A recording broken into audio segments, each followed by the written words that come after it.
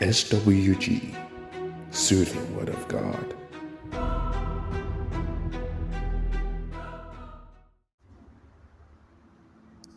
First Samuel chapter 9. There was a wealthy, influential man named Kish from the tribe of Benjamin. He was the son of Abel, son of Zerah, son of Bechorath, son of Aphiah of the tribe of Benjamin. His son Saul was the most handsome man in Israel, head and shoulders taller than anyone else in the land. One day, Kish's donkeys strayed away, and he told Saul, "Take a servant with you and go look for the donkeys." So Saul took one of the servants and traveled through the hill country of Ephraim, the land of Shalisha, the Shalom area, and the entire land of Benjamin, but they couldn't find the donkeys anywhere. Finally, they entered the region of Zuph, and Saul said to his servants, "Let's go home. By now my father will be more worried about us than about the donkeys." But the servant said, "I have just thought of something. There is a man of God who lives here in this town. He is held in high honor by all the people because everything he says comes true. Let's go find him. Perhaps he can tell us which way to go." "But we don't have anything to offer him," Saul replied. "Even our food is gone, and we don't have a thing to give him." "Well," the servant said, "I have one small silver piece. We can at least offer it to the man of God and see what happens." In those days, if people wanted a message from God, they would say, "Let's go and ask the seer," for prophets used to be called seers. "All right," Saul agreed. "Let's try it." So they started into the town where the man of God lived. As they were climbing the hill to the town, they met some young women coming out to draw water. So Saul and his servant asked, "Is the seer here today?" "Yes," they replied. "Stay right on this road. He is at the town's gate. He has just arrived to take part in a public sacrifice up at the place of worship. Hurry and catch him before he goes up there to eat. The guests won't begin eating until he arrives to bless the food." So they entered the town, and as they passed through the gates, Samuel was coming out towards them to go up to the place of worship. Now the Lord had told Samuel the previous day, "About this time tomorrow, I will send you a man from the land of Benjamin. Anoint him to be the leader of my people Israel. He will rescue them from the Philistines, for I have looked down on my people in mercy and have heard their cry." When Samuel saw Saul, the Lord said, "That's the man I told you about. He will rule my people." Just then, Saul approached Samuel at the gateway and asked, "Can you please tell me where the seer's house is?" "I am the seer," Samuel replied. "Go up to the place of worship ahead of me. We will eat there together, and in the morning I will tell you what you want to know and send you on your way. And don't worry about those donkeys that were lost 3 days ago, for they have been found. And I am here to tell you that you and your family are the focus of all Israel's hope."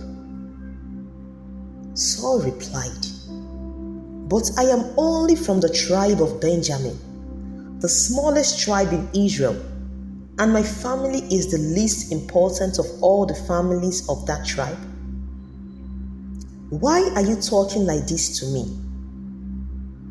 Then Samuel brought Saul and his servants into the hall and placed them at the head of the table, honoring them above the 30 special guests. Samuel then instructed the cook to bring Saul the finest cut of meat, the piece that had been set aside for the guests of honor. So the cook brought in the meat and placed it before Saul. "Go ahead and eat it," Samuel said. "I was saving it for you even before I invited these others." So Saul ate with Samuel that day. When they came down from the place of worship and returned to town, Samuel took Saul to the roof of the house and prepared a bed for him there. At daybreak the next morning, Samuel called to Saul, "Get up! It's time you were on your way." So Saul got ready, and he and Samuel left the house together. When they reached the edge of town, Samuel told Saul to send his servant on ahead. After the servant was gone, Samuel said, "Stay here, for I have received a special message for you from God."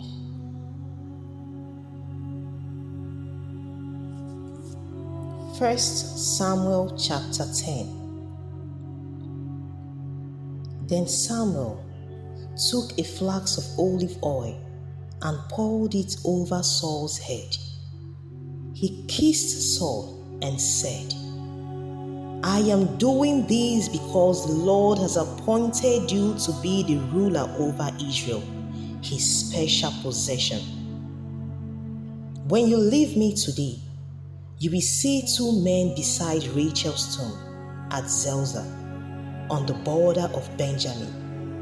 They will tell you that the donkeys have been found, and that your father has stopped worrying about them and is now worried about you. He is asking, 'Have you seen my son?' When you get to the oak of Tabor, you will see 3 men coming towards you who are on their way to worship God at Bethel. One will be bringing 3 young goats, another will have 3 loaves of bread, and the third will be carrying a wineskin full of wine. They will greet you and offer you 2 of the loaves, which you are to accept. When you arrive at Gibeah of God, where the garrison of the Philistines is located, you will meet a band of prophets coming down from the place of worship. They will be playing a harp, a tambourine, a flute, and a lyre, and they will be prophesying.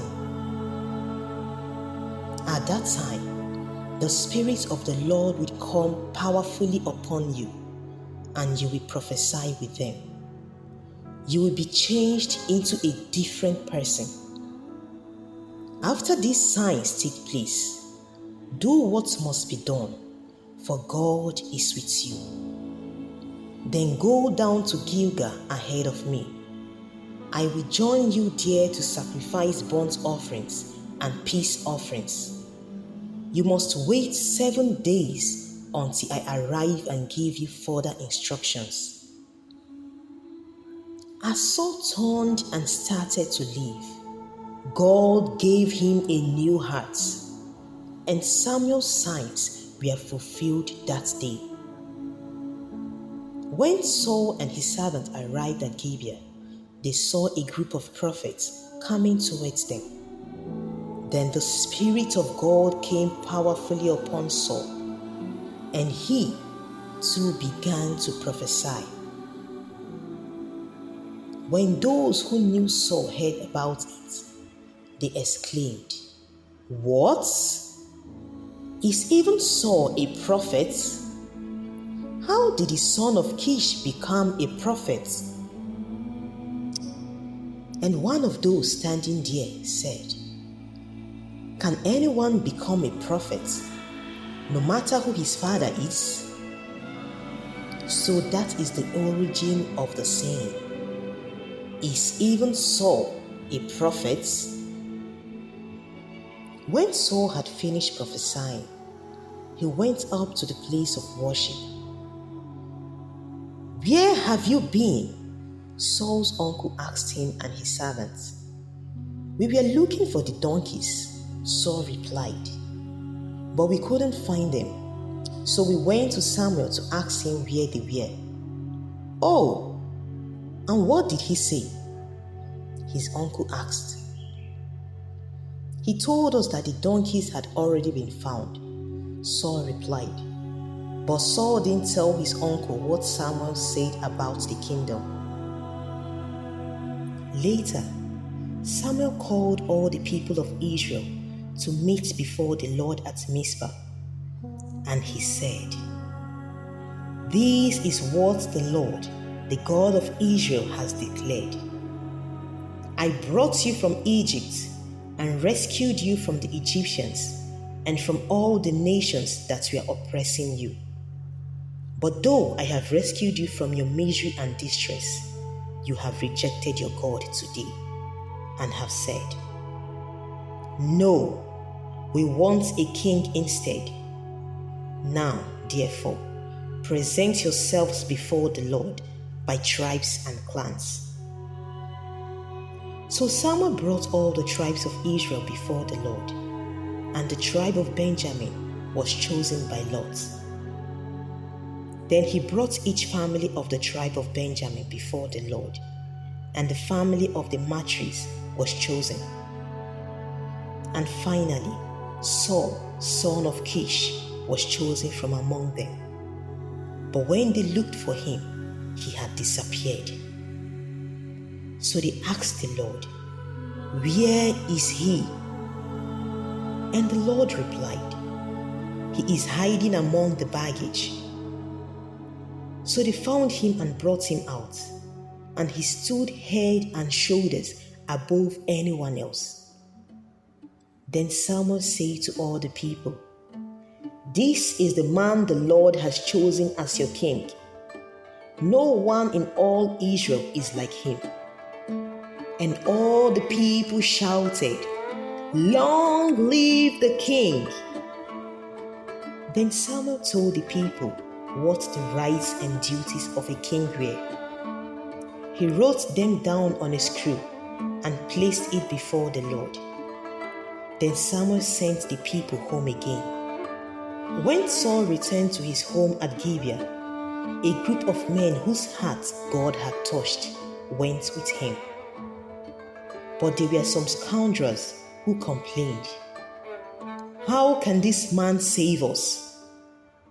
And they scorned him and refused to bring him gifts. But Saul ignored them. Nahash, king of the Ammonites, had been grievously oppressing the people of Gad and Reuben, who lived east of the Jordan River. He gouged out the right eye of each of the Israelites living there, and he didn't allow anyone to come and rescue them. In fact, of all the Israelites east of the Jordan, there wasn't a single one whose right eye Nahash had not gouged out. But there were 7,000 men who had escaped from the Ammonites and had settled in Jabesh Gilead. SWG, Soothing Word of God.